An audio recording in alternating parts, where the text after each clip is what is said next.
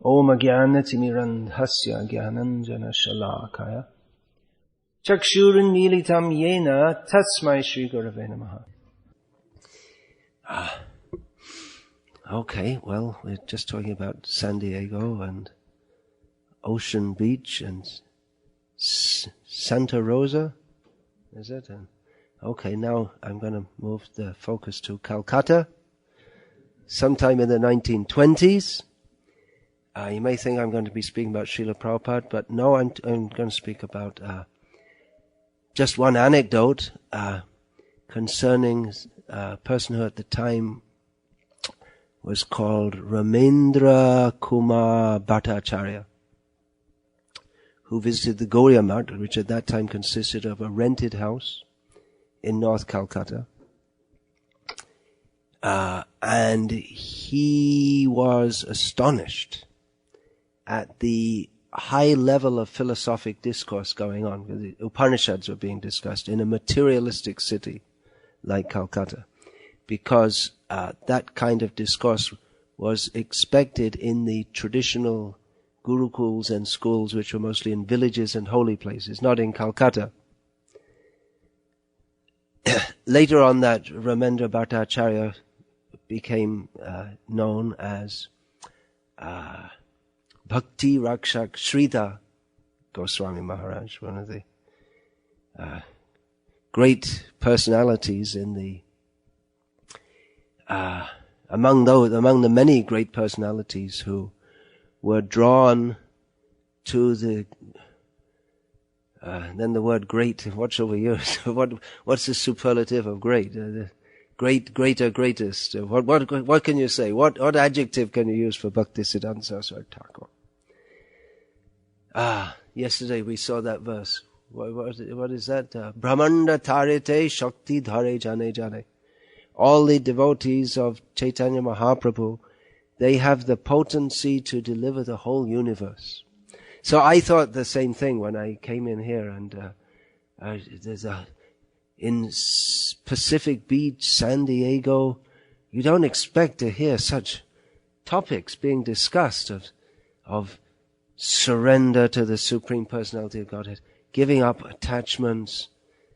This is a sure sign that the mercy of Chaitanya Mahaprabhu has arrived through the Guru Parampara, through Bhaktisiddhanta Saraswati Thakur, through Srila Prabhupada, through his representatives in this case, and through Rajendra Nandan Prabhu. Sorry, I always think Vrajendra Nandan, but it's Rajendra Nandan.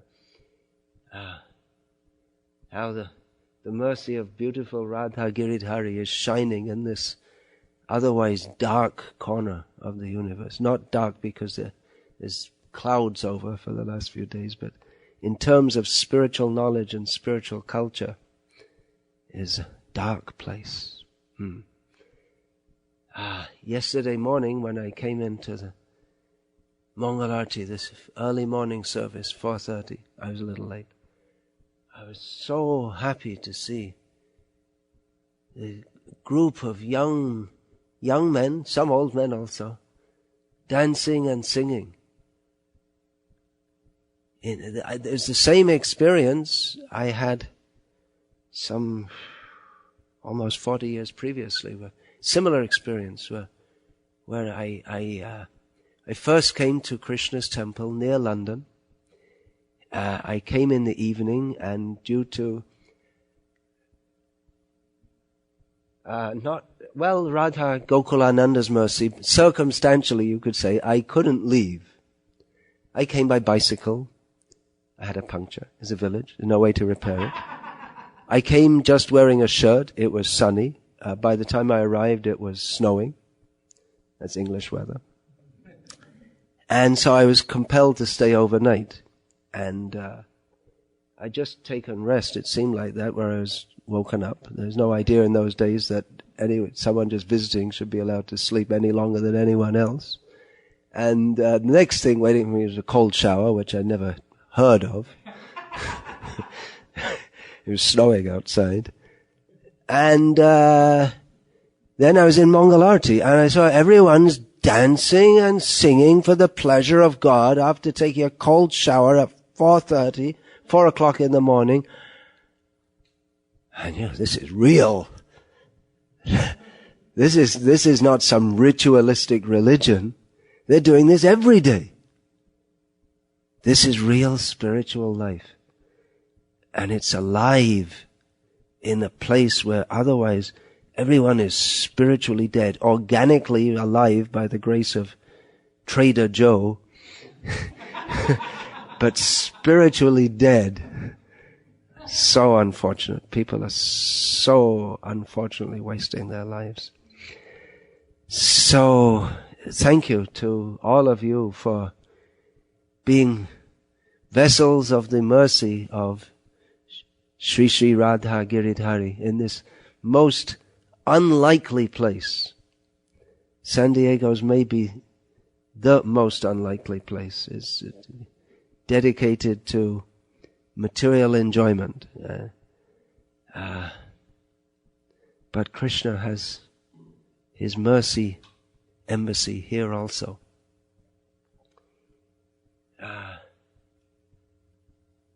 So, having said that, Hare Krishna. On the topic of guru and disciple, it is the kind of guru-disciple relationship that's being formally established here is unusual, as is pretty much, compared to tradition, it's unusual, as is pretty much everything in the modern world. It's different to tradition. We often think of the disciple living with the guru and being instructed with him, and that is the model of the Gurukul. But then after the student, after living for several years and being instructed by the guru, he goes home and he may not see the guru again, as in the case of Krishna. He didn't spend years with his guru, but there's no record of him after leaving Gurukul going back. The disciple has to live on the instructions that he's heard and is linked by those instructions. Although there are cases of acharyas who traveled widely and initiated widely. The first acharya in this Kali Yuga, the first accepted Vedic acharya, Shankaracharya. In some Vaishnava Sampradayas, they don't recognize him as an acharya at all because of the great difference in philosophy. But acharya, that word is used in Chaitanya Charitamrita by Chaitanya Mahaprabhu. So we recognize him as a Vedic acharya. So Shankaracharya, Ramanujacharya, Madhvacharya, they traveled widely. They all traveled throughout India and beyond what is now the political borders of India. That time, of course, it was not a unified country. And they initiated. Later, Madhavendra Puri, we have we know he initiated Advaita Acharya. He was just traveling, and Advaita Acharya, who obviously he'd been initiated as a Brahmin previously to that. He'd taken his Upanayana, but he took Vaishnava initiation from Madhavendra Puri, who stayed at his house for maybe 1 or 2 days and went away and wasn't expected ever to return. So the link is most importantly by hearing, and by the grace of modern technology that goes on, even without the personal contact, which is not unimportant. That we shouldn't also think that you can have a guru via an mp3 player, and that's the be-all and end-all of it. But it does, it facilitates, modern technology can be used or misused to facilitate degradation, or it can also facilitate spiritual elevation. So the essence of the guru-disciple relationship is in hearing, understanding, and following. So that can be had by hearing can be done by this internet broadcasts and so many things. I'm considering that next year that I may just visit, Krishna willing. I don't know if I'll be in this body up till next year. But to just visit one place in America and spend a few days there, and then those who want to come and hear me can do so on an extended basis, and that way we can have more personal interaction. I do this regularly in India because there also I have disciples spread all over the place, and so it facilitates that. I was just recently in Rishikesh. We had 5 days intensive hearing and chanting, and in the evenings going on Harinam Sankirtan with a group of several hundred devotees, which was well appreciated, which it will be in many places of the world. Here also I believe it will be largely well appreciated.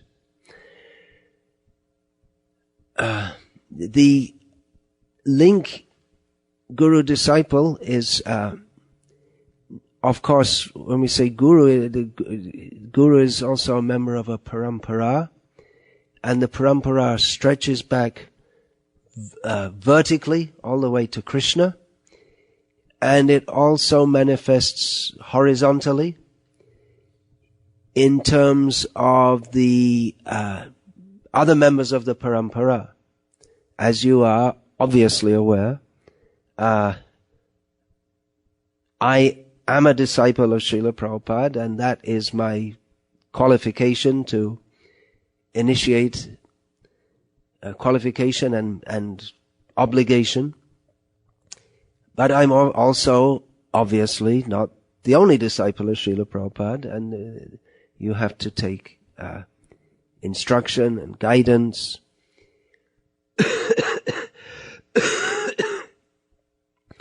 as you are doing within the parampara.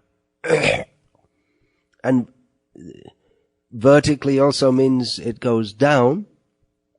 That means I have my disciples, and my godbrothers, they have their disciples. Specifically here, the fact that you are all here, brahmacharis, serving here, Radha Giridhari, is all due to the mercy of Radha Giridhari, as brought to us. Radha Giridhari themselves were brought to us by Srila Prabhupada.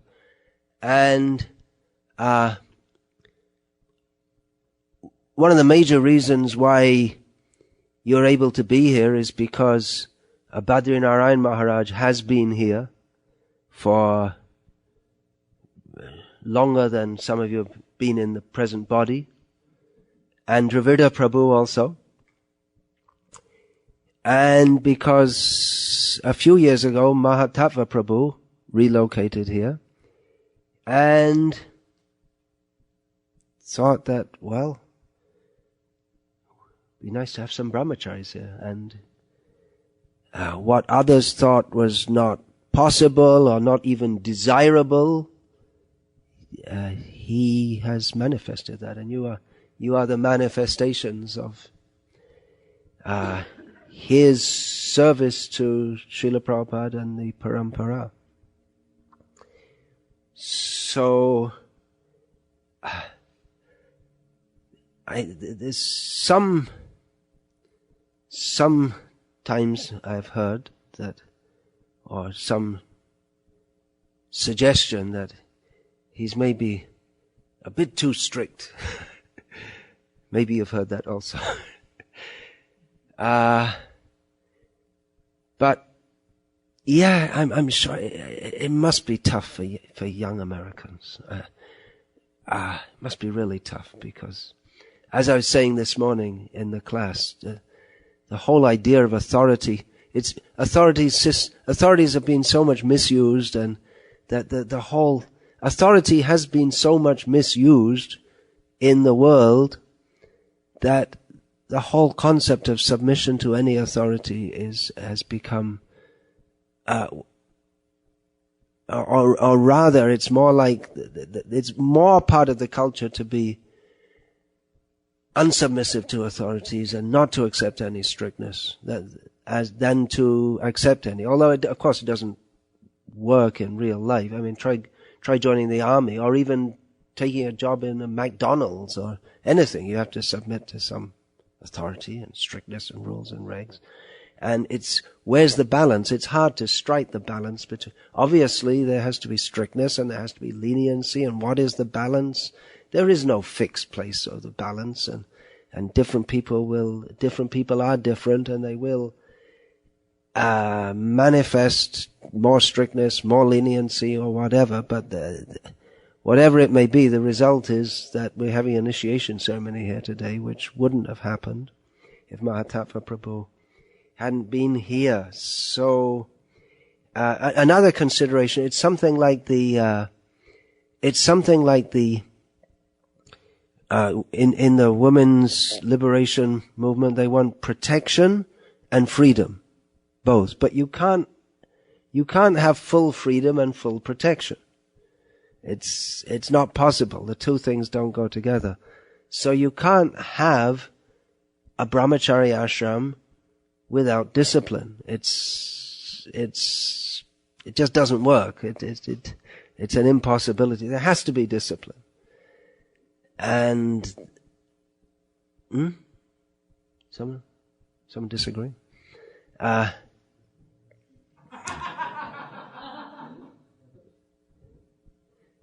There has to be discipline, and it's the great good quality. It's the mercy of Krishna on all of you, and your goodness, and your sincerity in seeking and serving the truth, who is Krishna, that you submit to this discipline. So we're all different human beings, and not everyone's chemistry, as they say, perfectly fits with everyone else, but I request all of you who have the great opportunity to partake in this monastic life in the most unlikely of places, to take full advantage of that, and please don't be too disturbed if everything's not utopian as you may perceive that it should be. Also, another little anecdote from my own life. Somehow or other, maybe this is, I still don't understand why, but shortly after I joined the movement, I was appointed the treasurer at Bhaktivedanta Manor, which it wasn't turning over the millions as it is now. In fact, when I joined, as I said, it was snowing outside, and everyone was wearing big heavy coats inside because they couldn't afford any heating. So it wasn't millions they were turning over, but somehow or other I was appointed the treasurer. And here I was, completely new. And I had women asking for money for their children, and my job was to say no.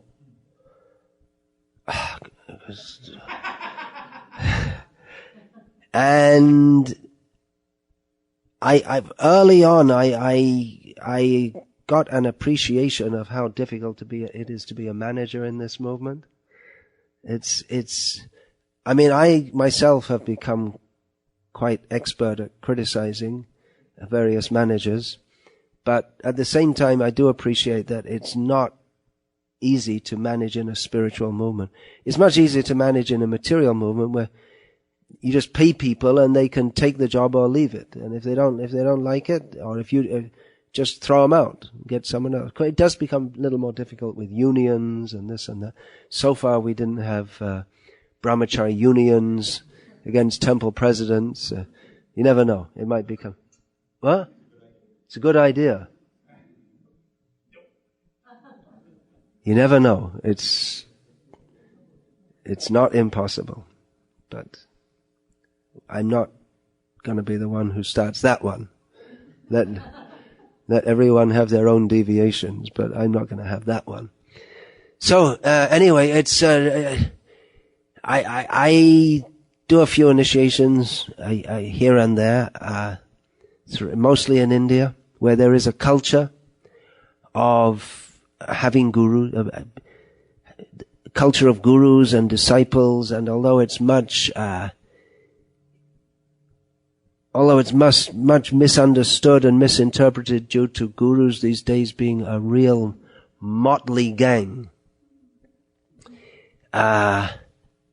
still there is a culture, and devotees tend to, it's almost frightening how seriously they take you, and come and ask you questions, and they're willing to take, or they not only willing to take, but they expect you to give the decision in affairs that are going to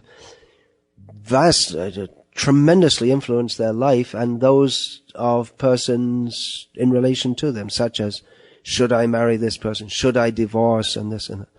In Russia, one couple came to me. I'd never seen them before. And they said, we want your blessings for divorce. They came in with their 6-year-old daughter. And I said, no way.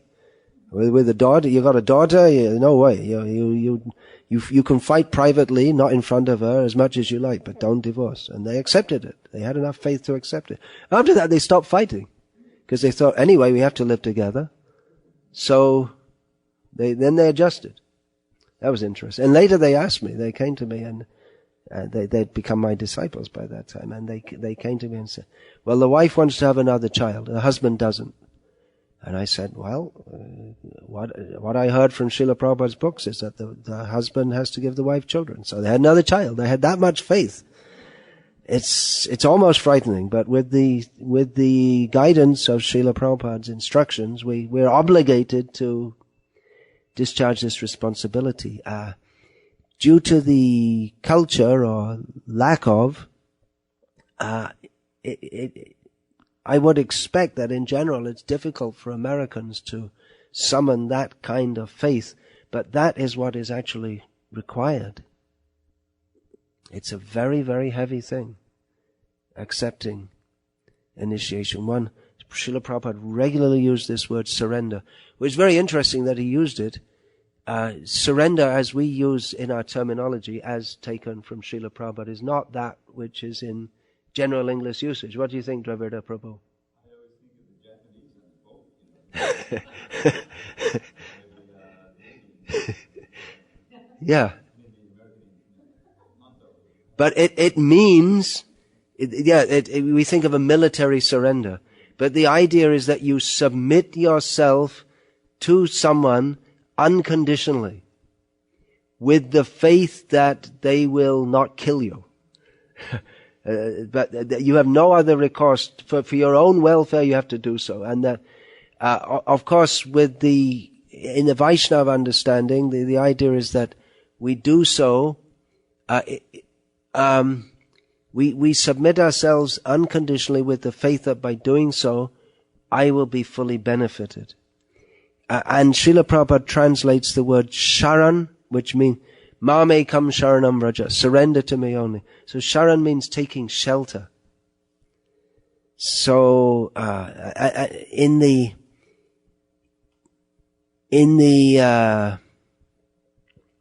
Vedic culture, that idea is there, that one can submit to a higher authority, just like Yudhishthira Maharaj.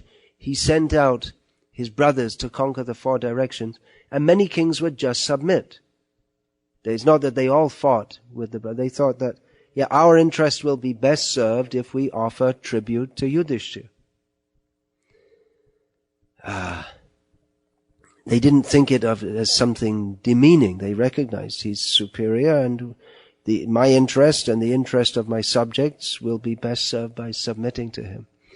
So the very word surrender is a very heavy word.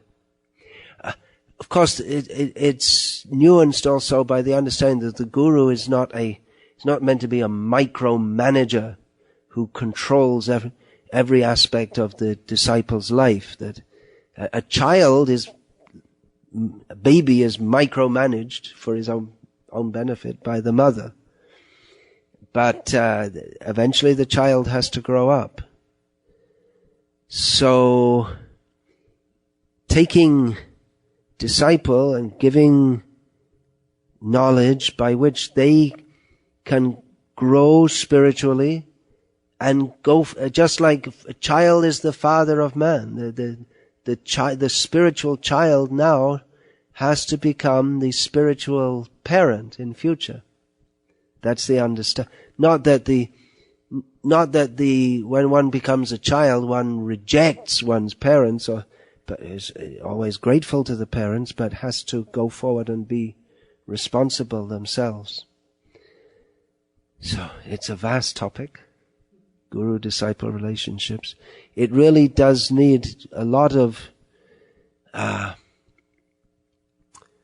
work on. I've written hundreds of pages, literally, of notes on the guru-disciple relation, the meanings of a guru and meaning of a disciple in one of those several proposed books which I intend to write. But I think by the time this body is ready for carrying off and it won't be ready because I have so many book projects which I've started. Maybe that's something one of my disciples or someone else could take up in this, before this body is taken off, or maybe afterward. But it is a vast topic, and it's crucial in our real life. Our real life means our spiritual life. Our real life is our life which is not in San Diego or Calcutta or England or in this universe at all. Our real life is in the spiritual world. This is our journey here. This small building here is an embassy of the spiritual world. So our real life is here in this temple, and our real life is to go and just like you were singing and dancing with Krishna. Well, that's eternal life. Eternal life means to join Krishna in the spiritual world and sing and dance with Krishna eternally. As Srila Prabhupada said once, I only have one desire, to go to the spiritual world and steal Krishna's lunchbox. Which also suggests that question about Srila Prabhupada's rasa and this and that. So, without further ado, let's call those who are to be initiated. Please, you can offer obeisance to Srila Prabhupada, to Shri Shri Gaunitai, to Shri Shri Radha Giridhari, to Jagannath, Subhadra and Baladev, and then to come before your initiating guru and offer obeisance. Are the beads not put on yet? Yeah, please put the beads, yeah. And then we'll do go through this formality. In one sense, this is a formality. This ceremony, it's a formality, but it's not a formality. It doesn't mean it's a meaningless formality, because it formalizes that which is extremely meaningful. It's a formality in as much as you are vowing to do things which you are already committed to do. You're formally making a vow to do what you're already doing, and which if you're not already committed to do this, then you shouldn't be sitting here today. So in that sense, it's a formality. But on the other hand, it is important to officially and formally make that commitment, because that solidifies the commitment.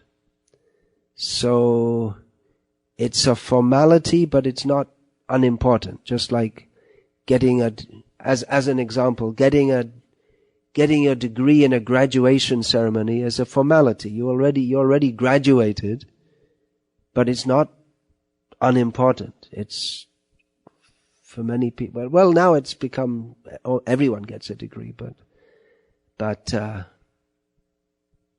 it used to be a big thing. And it's a milestone in life. You got a degree? No. Did you get a degree? You're looking at me, you're nodding your head like that, yeah. Is it like that in America? Everyone goes to university and gets a degree. In England, it's like, no. Oh, that's why, I see, yeah. In England, it's like 85% or something of all kids, they go on and get a degree, which makes it meaningless practically. And in India also, no one gets a bachelor's degree only, because you have to go on and get a master's degree and this and that. Anyway, more worldly topics. So, please give me the beads. Who's got the beads? Hare Krishna. Okay, let's take the one with it. Back to Sam.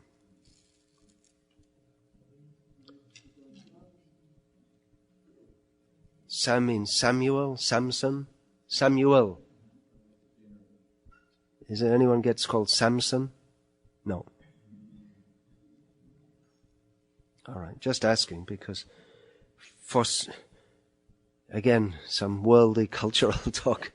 Coming from England, many names in America seem to us to be quite strange. So, we all have traditional Christian names. Not even Jewish names so much. So this is Sam, and this is unnamed. That must be Pete. That's easy to work out. Hare Krishna, Krishna Krishna, Hare Hare. Hare Ram, Ram Ram, Hare Hare. I'm going to give both of the initiates here names that Srila Prabhupada gave. Then to both I'm giving a name of a devotee who was initiated by Srila Prabhupada. In other words, you have a god uncle who's already got that name. Srila Prabhupada once said that the most important part of the name is Das. So what's your new name? Das. Servant. That's the most important part. Of course, it's important. There are names like Krishna Das, Radha Dasi, Vaishnav Das, Vrindavan Das. So it solidifies the point, or emphasizes the point, that we're a servant of Krishna and his devotees. We are all servants. That we cannot avoid. What is that? There's one verse in Chaitanya Charitamrita that Kehon mane, kehon na mane, shabtar das. Some recognize it, some don't recognize it, but everyone is his servant. All right, please sit properly.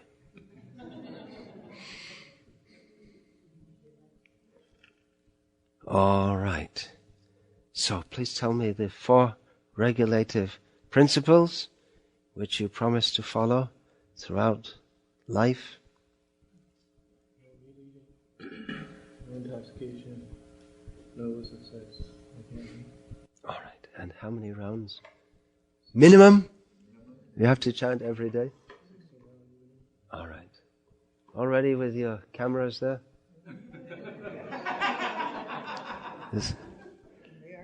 All right. Now, both of the names I'm giving I'm giving in relation to your own personality, because Krishna has many, many names because he's a multifaceted personality. So the name I'm giving you is a name of Krishna, which means it literally means one who's very satisfied and grieve. The name is Santosa Das.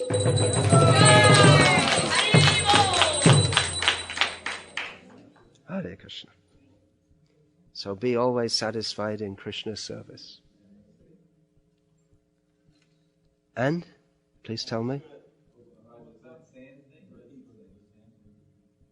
Huh?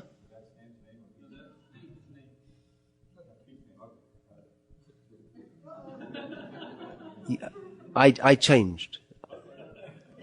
I had a last minute change. I decided not to go by the initials. There's a reason for going by the initials. Do you know that? Because in Indian culture, children are named, you know this, you're a priest, huh?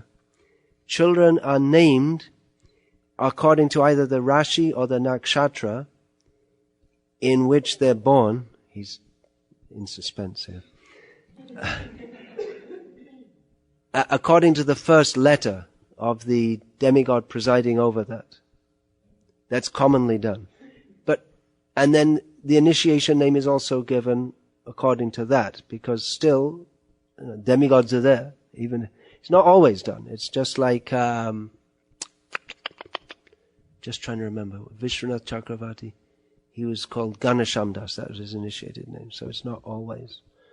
It's not always there, but it's not necessary to do in Vaishnava practice, but it's often done. And Prabhupada often did it in the West also, but in the West it really doesn't link up with that at all, because names are not given to the Rashi or the Nakshatra. My initiated name and it wasn't the same with the same initial. So I'm giving it according to the perceived character. Yeah, please tell me.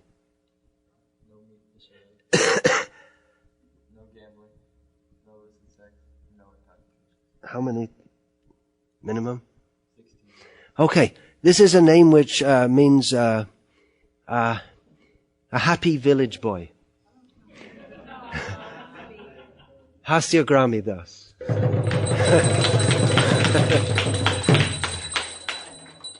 I'll write it out for you later if you didn't catch it. I can write it out for both of you also. So be happy in Krishna's village. Hare Krishna. Okay, we can go on to this.